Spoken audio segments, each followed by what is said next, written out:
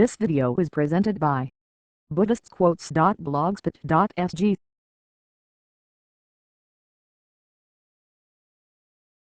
O child of the lineage, have you seen many hundreds of thousands of myriad millions of Tathagatas, as many as grains of sand in Ganges rivers? He says, Blessed One, I have seen them. Shugata, I have seen them. He speaks, O child of the lineage, these Tathagatas have arrived to see you.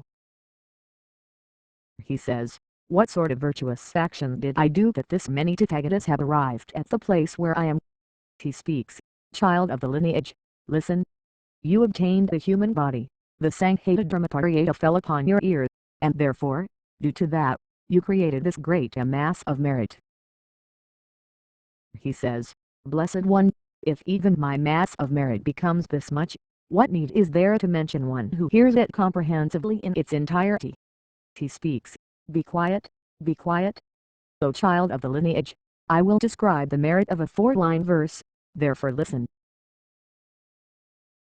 Child of the lineage, it is as follows, to make an analogy, even compared to the mass of merit of as many Tathagatas, Arhats, perfect and complete Buddhas as there are grains of sand in 13 Ganges rivers, it produces a much greater mass of merit than that. Compared to one who honors as many Tathagatas, Arhats, perfect and complete Buddhas as there are grains of sand in 13 Ganges rivers, if even one who hears just a 4-line verse from this Sanghata dharma-paryayas will produce a much greater mass of merit than that, what need is there to mention someone who hears it comprehensively in its entirety? Child of the lineage, listen to this regarding one who hears the Sanghata dharma-paryayas comprehensively in its entirety. If there were as many wheel-turning kings as the number of sesame seeds planted in the whole galaxy of 1,000,000,000 world systems, and a rich person, with much wealth and great possessions, made offerings to those wheel-turning kings, compared to that, one who makes offerings to one stream emperor produces a much greater mass of merit. If all those sentient beings of the galaxy of 1,000,000,000 world systems were to become stream emperors, compared to the mass of merit of one who makes offerings to all of them, the mass of merit produced by one who makes offerings to one once returner would be much greater. If all those sentient beings of the galaxy of 1,000,000,000 world systems were once returners, compared to the mass of merit of one who makes offerings to all of them, the mass of merit produced by one who makes offerings to one non-returner would be much greater. If all those sentient beings of the galaxy of 1,000,000,000 world systems were non-returners, compared to the mass of merit of one who makes offerings to all of them, the mass of merit produced by one who makes offerings to one arhat would be much greater. If all those sentient beings of the galaxy of 1,000,000,000 world systems were arhats, compared to the mass of merit of one who makes offerings to all of them, the mass of merit produced by one who makes offerings to one pratyeka Buddha would be much greater. If all those sentient beings of the galaxy of 1,000,000,000 world systems were pratyeka Buddhas, compared to the mass of merit of one who makes offerings to all of them, the mass of merit produced by one who makes offerings to one bodhisattva would be much greater. If all those sentient beings of the galaxy of 1,000,000,000 world systems were bodhisattvas, compared to the mass of merit of one who makes offerings to all of them, if the mass of merit produced by one who makes their mind inspired with pure faith in one Tathagata and makes their mind inspired with trust toward the galaxy of 1,000,000,000 world systems completely full of Tathagatas, and one who hears this Sanghata dharma-paryayas would produce a much greater mass of merit than that, then, Sarvashara, what need is there to mention whoever writes out this Sanghata dharma-paryayas or memorizes it or reads it, or who comprehends it completely?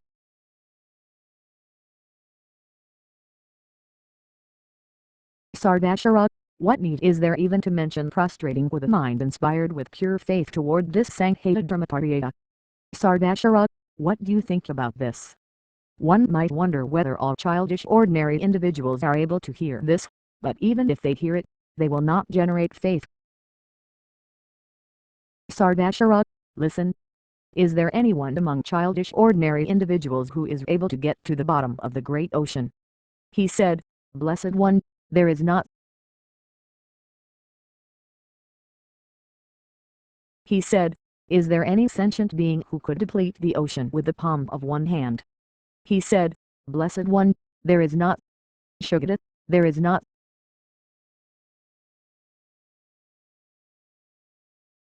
He said, Sardashara, just as there is no sentient being at all able to dry up the great ocean, Sardashara, nor is any sentient being of lower aspiration able to listen to this dharma-paryaya. Sardashara, those who have not seen as many millions of Tathagatas as there are grains of sand in 80 Ganges rivers are unable to write out this Sanghata dharma-paryaya. Those who have not seen as many Tathagatas as there are grains of sand in 90 Ganges rivers are unable to listen to this dharma-paryaya. Those who have not seen hundreds of thousands of myriad millions of Tathagatas, having heard this dharma-paryaya, will reject it.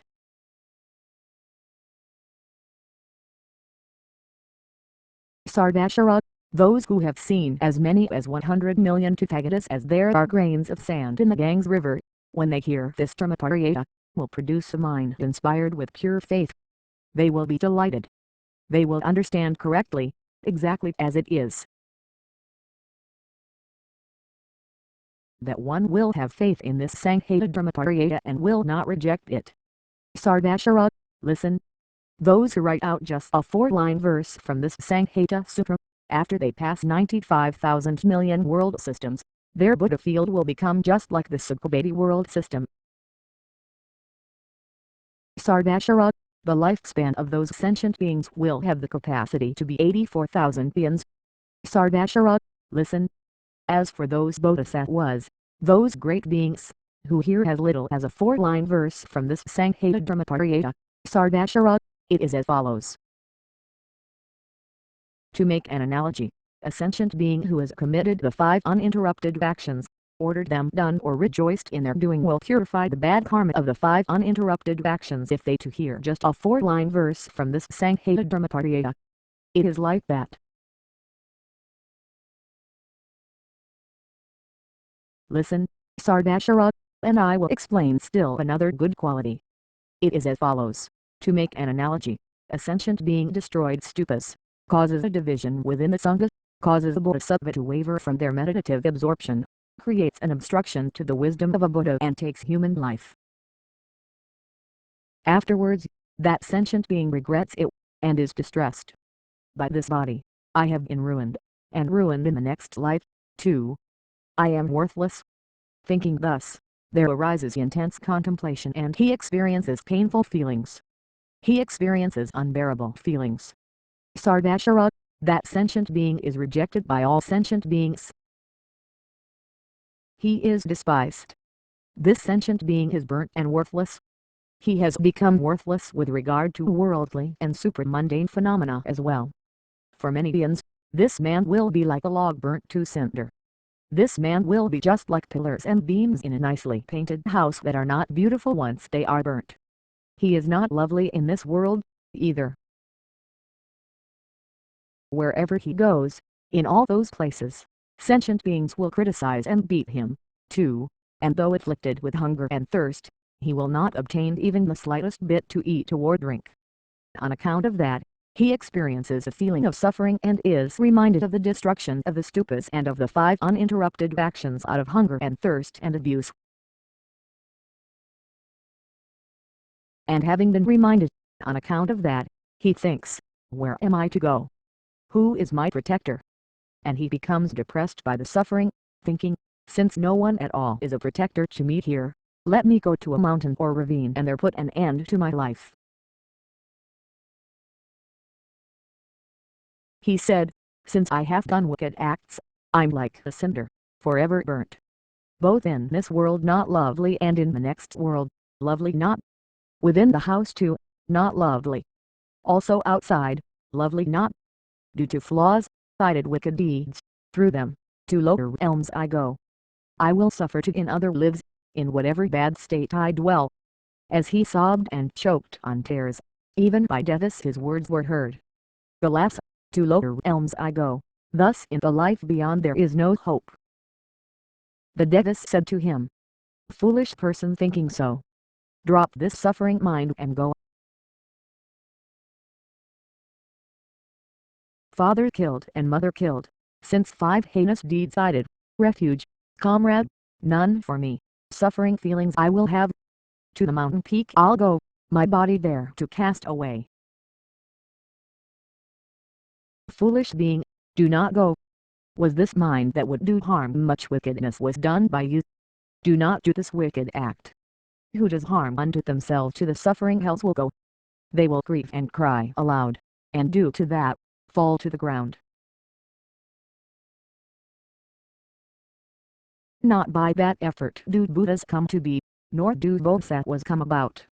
Even a hearer's vehicle is not attained. So by another effort, strive. Go to that mountain where a sage is. Having gone and seen the magnanimous sage, at his feet, he paid homage with his head. Holy being, be a refuge for me. I'm so oppressed by fears, by woes. Essence of beings, sage, please hear my words. Please sit and make an opportunity for thought. Explain virtuous dharma for even just an instant. Since I'm oppressed by terror and pain, please sit just for a short while. Let me confess the many wicked deeds I've done. May sage please speak to me. The sage said, weeping in sorrow and overcome with grief, you are afflicted by hunger and thirst, traveling in the 3 worlds, in despair. Therefore, eat the food I give. In order to satisfy the body, the sage gave food. After eating this delightful, tasty food, the being will feel extreme joy.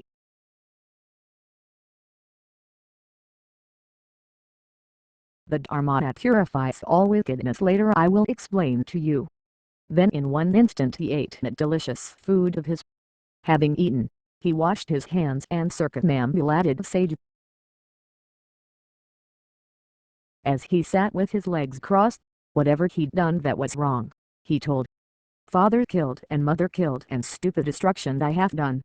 I blocked the Bodhisattva in his pursuit of enlightenment.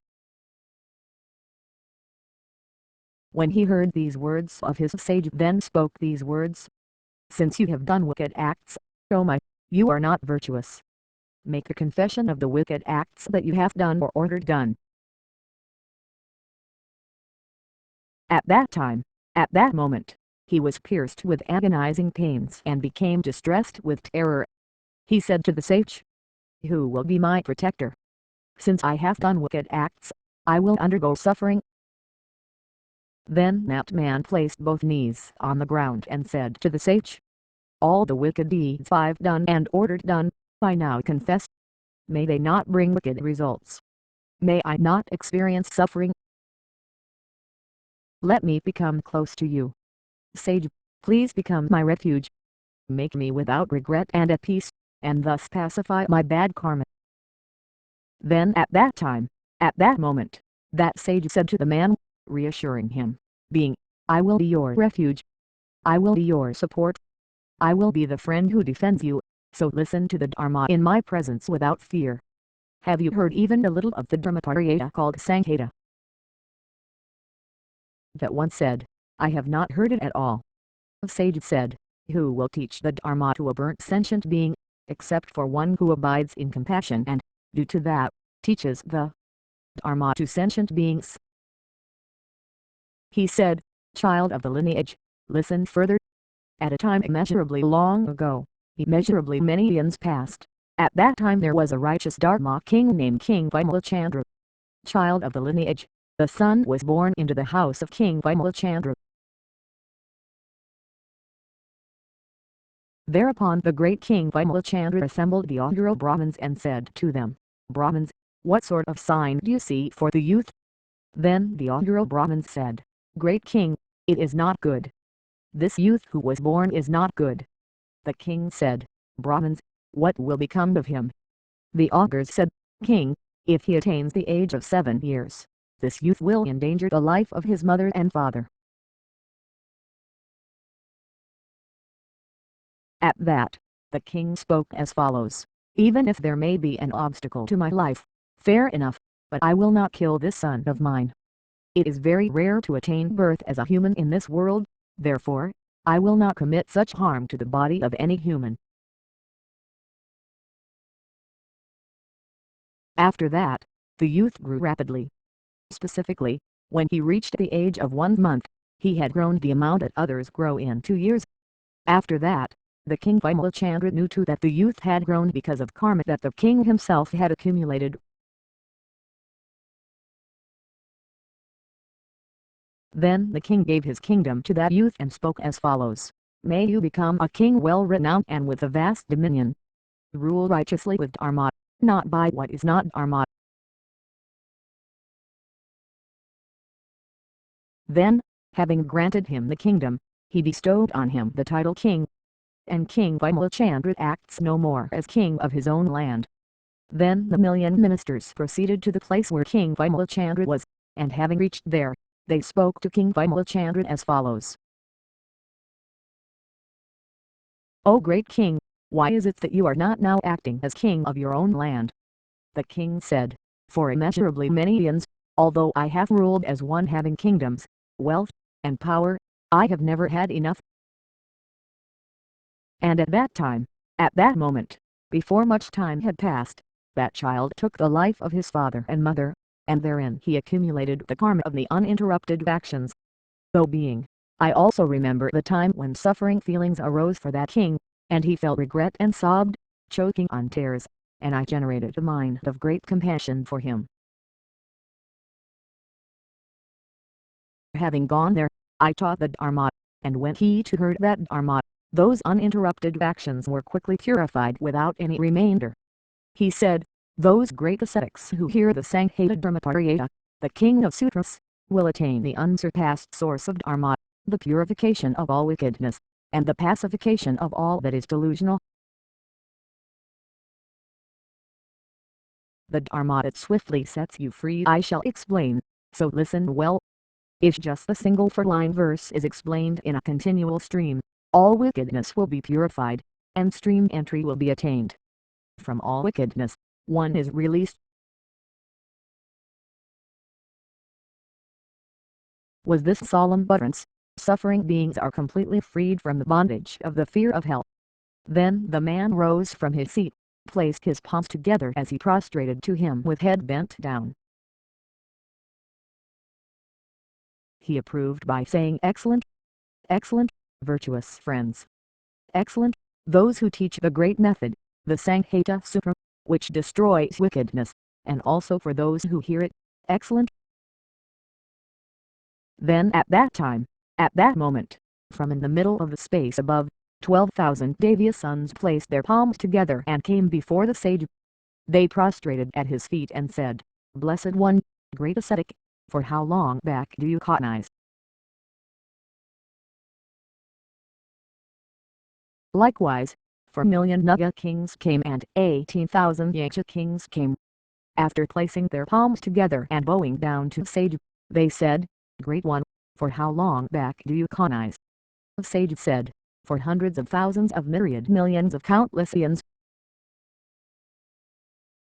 This video was presented by BuddhistQuotes.blogspot.sg.